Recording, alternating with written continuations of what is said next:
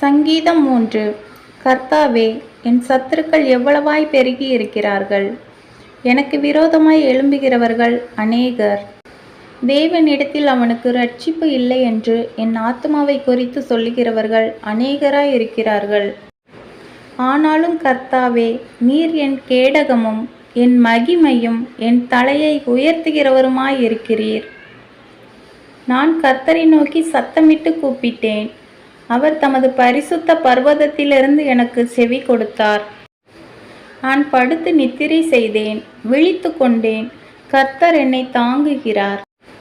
எனக்கு விரோதமாக சுற்றிலும் படையெடுத்து வருகிற 10,000 பேருக்கும் நான் பயப்படேன். கர்த்தாவே, எழுந்தருளும். என் தேவனே, என்னை இரட்சியும்.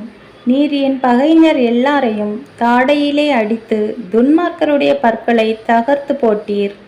இரட்சிப்பு கர்த்தருடையது. தேவரீருடைய ஆசீர்வாதம் உம்முடைய ஜனத்தின் மேல் இருப்பதாக. ஆமென்.